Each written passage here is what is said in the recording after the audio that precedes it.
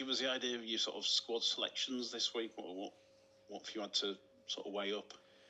Oh, I've had to weigh up a lot, really. I think I've said to you before, I've had a lot of lads that have been pretty much wrapping in bubble wrap for the last 6 weeks. A lot of them not been able to train. Only basically been doing captain's run and playing, so it sort of came to a little bit of an head where if they play, they could potentially break. So there's going to be a fair few that it's out of my hands, if I'm honest. It's out of my hands. They've just been told that by the physios are pretty much coming and gone. It's now or never, though. You potentially need to give a few of them a rest. Wow, a tough team to pick this week then.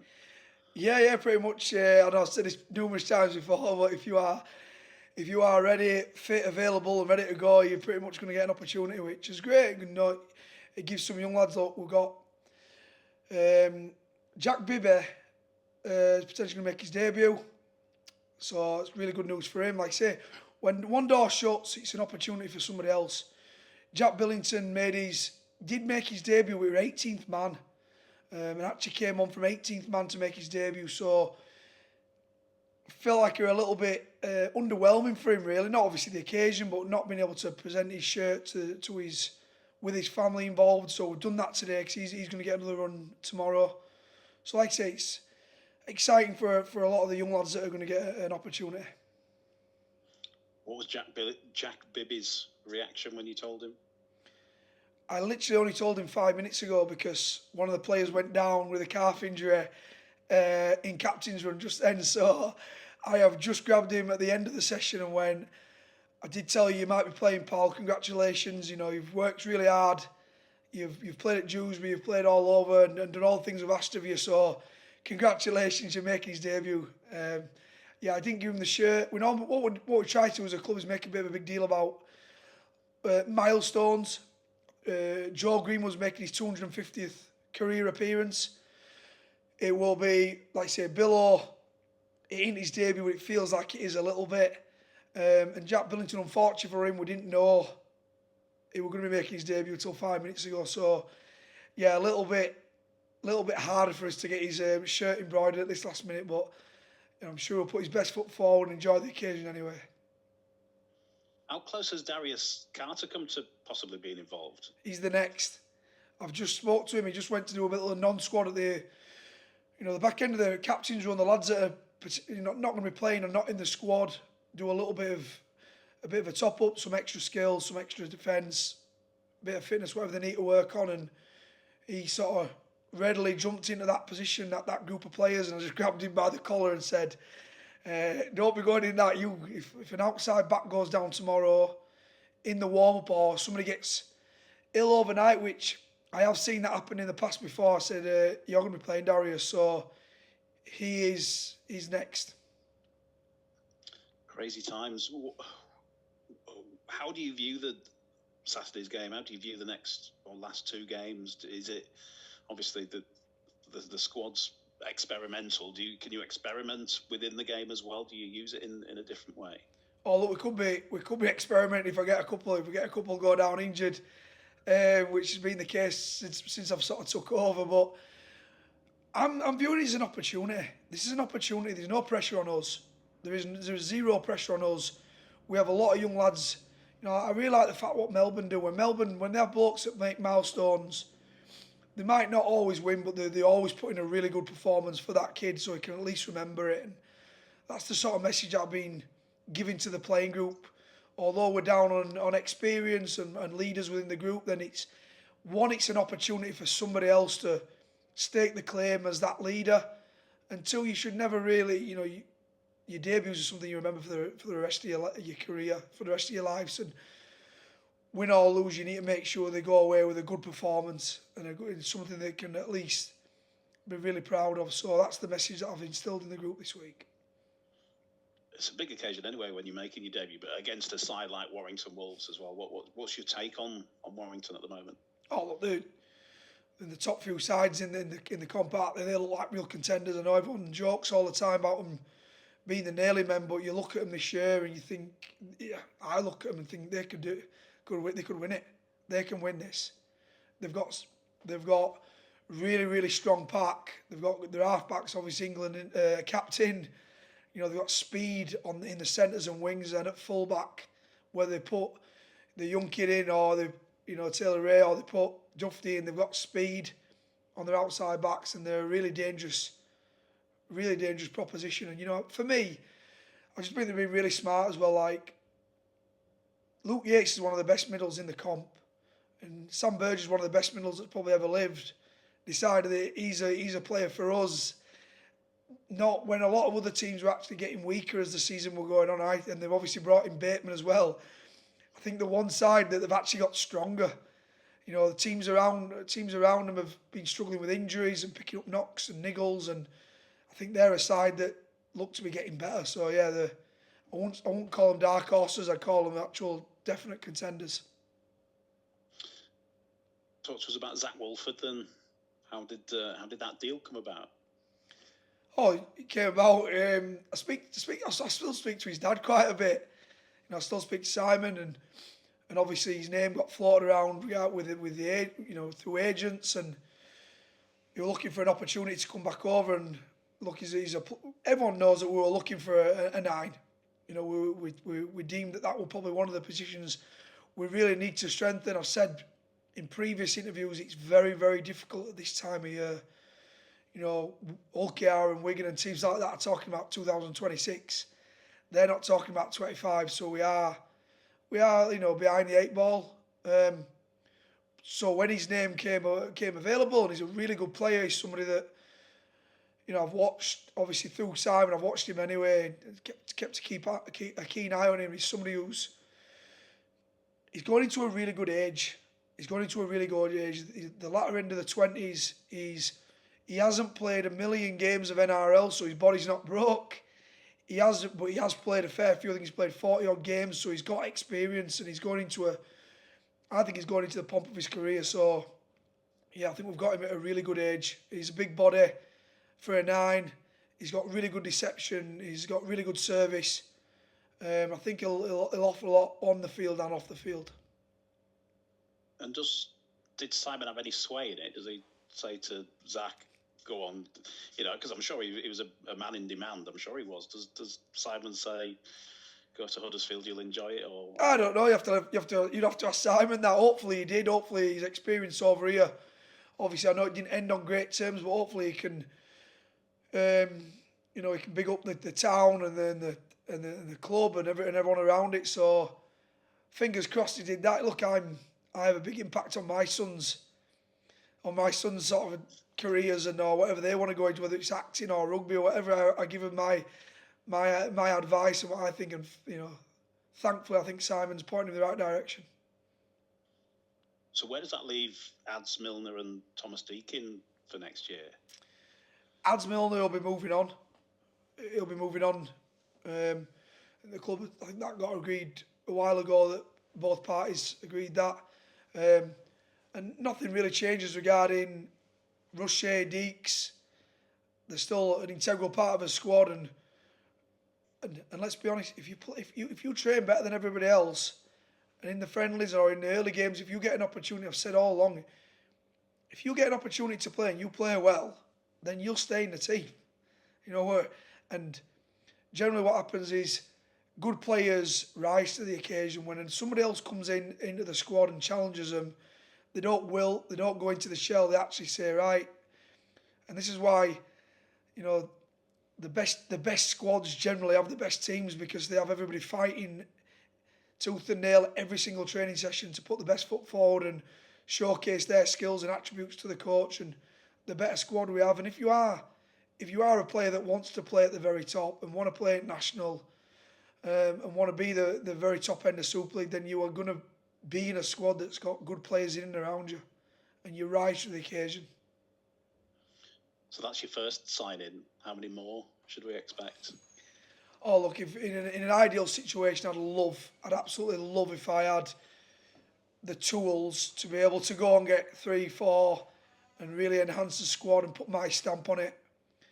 I'm not sure we're in that position. I'm not sure I'm or the club are in that position. So it's about, I've said before that we've got players within this squad, within this team, that I think we can be a lot better. Next year we can be a lot better. So it's about enhancing the players that I've got. If the people above me can manoeuvre things and open doors and opportunities for me, because that's not my department. I'm not in charge of that. I'm the coach. If they can actually do them things for me, then great. And we'll start scouring and seeing what we can do. I've obviously you always normally give a little bit of a, this is my ideal scenario, this is what I'd like, but it isn't in my hands. It isn't in my hands. So fingers crossed there'll be some stuff that we can still do. Whether that actually comes to fruition is not my decision. So if we can't do anything, I'm more than happy with the players that I've got within the squad. I think we can be a lot better individually and as a team. Just wanted to ask you about Jermaine McGillvary as well, who's obviously announced he's going to retire at the end of the current championship season. The bulk of your career was played with him in the side at Huddersfield. What can you tell us that we don't already know about Jermaine?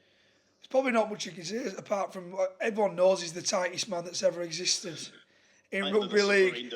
That will be literally what every sort of former player that plays with will just talk about, how tight he is with his money. You know what I mean? Like when we used to train different venues and stuff, we were going downhill, I'd be in car with him, he'd put the car in neutral.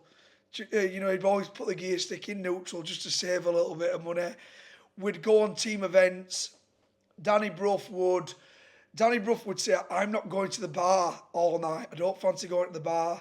I'm not queuing up. I'm not wasting my night. So they had a bit of an agreement where Jerry would queue up for Broughy and buy his drinks. Broughy would give him his money, and if he queued up for the drinks, he got to buy himself a drink and keep the change. We'd spend a full night out not speaking to Jez all night, and he'd come at the next morning to train and say, best night I've ever had that. I didn't speak to him, I didn't say no, but I made £10.31p. But no, in all seriousness, I think Jez is a prime example of somebody that comes into the game and actually you look at him. I remember I went away with England, and I remember going away at the time thinking, we've got a player on his hand if he can learn to catch. His hands wasn't the greatest when he first came in. He'll be the first one to tell you that. What I love about Jermaine is his dedication and his hard work shows that anything is possible. And you know what? I came back from England, he caught the ball, and I was like, oh my God, we've got a player on our hands here, because he's probably one of the best ball carriers I have ever played with. Being a little halfback or a little nine, it was just a dream watching him come from the backfield, skittle about four blokes, and I genuinely think he took himself from being that inexperienced winger to, I thought there were periods in his career where he was the best winger we had in England. He was the best winger. He could not only backfield carry, his hands actually became phenomenal. He used to catch the ball above his head, above 6'3", four blokes. He never dropped one. His backfield carry were the best in the league. He made really good defensive reads. And not only that, he learned how to score a try. He could score a try when nobody else could score, and he pretty much became the ultimate winger. He used to argue like cat and dog with Leroy all the way through the game, which did my nutting, because they were constantly just arguing. And I think if you listen to Jez as well, Leroy's a really, really intelligent rugby player. He was right, Jerry were wrong. But I think that's what made him a formidable partnership, that they just had an unbelievable relationship where Jez knew what Leroy were doing, Leroy knew what Jez was doing. And I think it was 2013 when we won the League Leaders Shield, and pretty much all that year I had Jermaine, Leroy and Jason Chan outside me, and pretty much all I had to do was pass him the ball. If I just give him early ball, I think Jack Hughes was there as well, came over. I had those three outside me. If I pretty much just passed them the ball that year, it made me look good. Lovely tribute, mate. Thank you, pal. I'll pass you over to James. Hey, Robert. Hey, mate. Follow that perfect tribute to Jez there. That was spot on. Yeah, we touched on the assistant coach job last week. The speculation that it'll be Liam Finn. Is there anything in that? Oh, we'll be speaking to different people. He's obviously someone I know and admire. He's tactically astute. He knows the game. He had to work really hard in his career, so he's really intelligent. But he's one of many that got propositioned to us, and that process is still ongoing. And again, I'm part of the collaboration that makes up who I want within the side. There's got to be I said numerous times, we've got to, as a club, make sure we make the right decision that's not only beneficial for myself, but is beneficial. Andy Kelly's got to have a say in that from a youth and team manager perspective, and the CEO, Richard, and Ken David, the owner. So, yeah, we're going through it and making sure we appoint the right man. Have you got a time frame for when you want that sorted? Well, we'd like in the next, before the season's over. Obviously, we want to start making plans for pre-season. Pre-season's not that far away, and making plans regarding that. Yeah, it needs to be sooner rather than later. So the quicker we can sort of get staff in place. We've got a few other staff members that are potentially moving on next year. So we're making not only regarding the 2005 squad, regarding the playing list. Yeah, we're also trying to make sure we get the right staff in place. I think if you look throughout any good club, the ones that get the staff and they feel comfortable with the staff they've got in place, and they're all in the right direction to get the roles and responsibilities right, that makes a big difference. Yeah, you touched on recruitment just before. I think you've got a few quota spots still available after signing Zach Wolford. Would you expect to fill them all? I think it'd be very difficult to fill them all this now. Would I like to fill them all? Let's look at Wigan. Wigan, they're the pillars of their club and their team, their youth, and they've got really good youth. And I've stated that long before that if you want a sustained team that's challenging consistently at the top, then you need to invest in your youth. But let's not beat around the bush. Their two best players in their team are Jaifield and Bevan French. And anybody says it different, just look at the performance over the last few weeks when they were out compared to when they're in. I've said before, you want, for you to have a really successful side, your foreign players, your Antipodeans that come over, should be in the top of sort of tier of players within your squad. They have to be better than what you've got over here, and we are a lot of quota spots. We do have a lot of quota spots remaining still. So, but I don't think it'd be very wise for myself or the club to fill them with the wrong people. I think you've got to fill them with not only the right player, but you've got to fill it with the right person. And you don't want to rush into something and get it wrong regarding whether regarding the injury history or regarding the personality, because teams and clubs have done that in the past. So if we can get the right person, the right people in, and people can manoeuvre, like I say, it's not my role and responsibility. People can do stuff above my head and they can manoeuvre things that we can get the right person in and the right player, then great. If it's a case of keeping us gunpowder dry, I think it's better to keep your gunpowder dry. Yeah, is it quite handy as well, because there might be a good list of overseas players coming available at the end of next year, and you'll have a few spots available, or partway through next season you might have one or two available then as well if someone comes up. Oh, in an ideal scenario, you fill them up straight away with your best players, with the team, with the type of right personality you think can influence this club and this team to move forward, obviously. But there is obviously beneficial. It's sometimes beneficial to have, if a player does for whatever reason become available, because obviously they've got an unbelievably strong competition over there where good players get themselves in the top 30 or get themselves a trial and train on opportunity with NRL clubs, and then that doesn't work out at the end of pre-season, and they're looking for other opportunities. Or, like you say, you can start doing your planning really early doors in 2005 for the 2006 season. So, yeah, there's different sort of viewpoints we're looking at it.